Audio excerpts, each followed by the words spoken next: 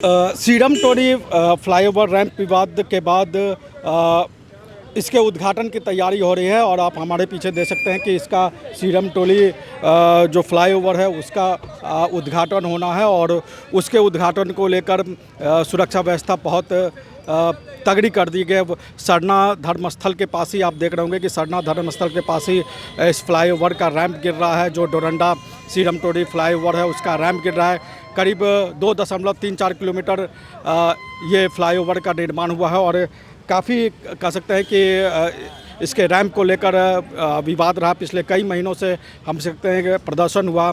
बुधवार को भी रैंप विवाद को लेकर जो है वो प्रदर्शन किया गया। झारखंड बंद का आह्वान किया गया।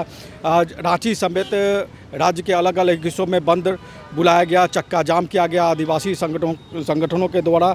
हालांकि उस बंद का उस तरीके का असर नहीं देखा गया। रांची में कुछ जगहों पर हिनू में कुछ झड़पें हुई बंद समर्थकों और पुलिस के बीच, लेकिन अगर उस तरीके से कहा जाए तो कोई इस तरह का असर बहुत खास देखने को नहीं मिला। और उसके अगले दिन यानी कि झारखंड बंद के अगले ही दिन जो है वो पुल का उद्घाटन किया जा रहा है और मुख्यमंत्री हेमंत सोरेन इस बहुप्रतीक्षित पुल का उद्घाटन करेंगे। और जो सरना धर्मस्थल है सीरम टोली में, उस धर्मस्थल के साथ साथ अन्य मुद्दों को लेकर भी जो झारखंड बंद का आह्वान किया गया उसमें अन्य मुद्दों को भी जोड़ा गया, जैसे कि लुगु बुरु, मुथुर हिल्स, दिउरी दिरी, बेरो महदानी सरना स्थल, मरांग बुरु में भी आपको याद होगा पारसनाथ की पहाड़ी में मरांग बुरु में किस तरीके से वहाँ पर जैन धर्मावलंबी और जो सरना धर्मावलंबी हैं उनके बीच तनाव रहा।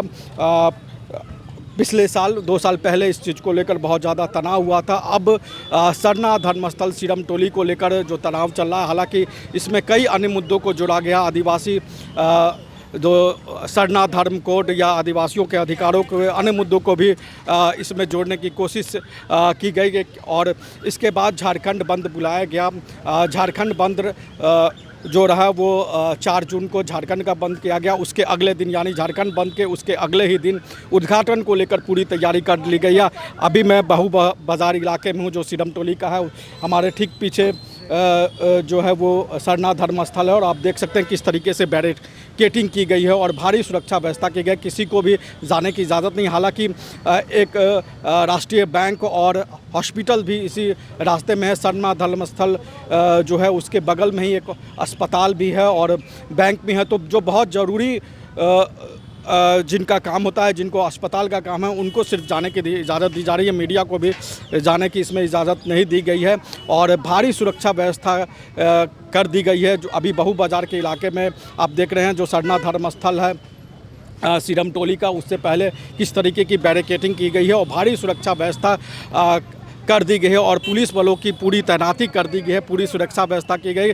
किसी तरीके का विरोध प्रदर्शन न हो उसकी अपने तरीके से सरकार की तरफ से पूरी तैयारी की गई है। पुलिस प्रशासन की तरफ से पूरी तैयारी की गई है कि किसी तरीके की कोई अनहोनी घटना या किसी तरह का कोई प्रदर्शन न हो जाए, उसकी पूरी तौर पर कोशिश की गई है। और आप देख सकते हैं कि किस तरीके से बैरिकेडिंग की गई है। यानी कि जो सीरम टोली फ्लाईओवर को लेकर जो विवाद हुआ, उस विवाद को लेकर जो झारखंड बंद का आह्वान किया गया उसके ठीक एक दिन बाद जो है वो उद्घाटन का कार्यक्रम हो रहा है और मुख्यमंत्री हेमंत सोरेन जो है उसका उद्घाटन करेंगे। यानी कि उस उद्घाटन के बाद आम लोगों के लिए, हालांकि अभी आम लोगों को वहां उधर जाने की इजाज़त नहीं है, लेकिन इसके बाद आम लोगों के लिए ये रास्ता खोल दिया जाएगा और आम लोग इस पुल का इस्तेमाल, इस फ्लाईओवर का इस्तेमाल कर लेंगे जो 2.34 किलोमीटर है और बहुप्रतीक्षित एक तरीके से के पुल कह सकते हैं। अब हालांकि विवाद भी रहा इस सरना धर्मस्थल के पुल को लेकर और उस तमाम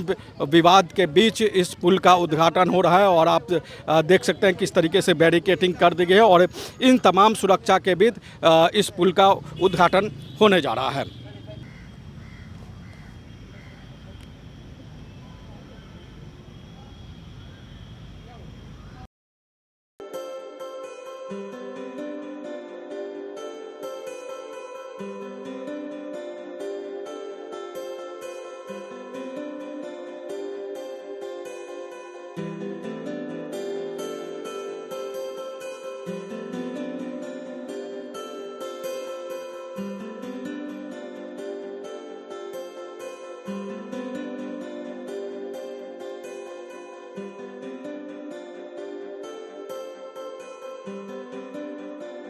है।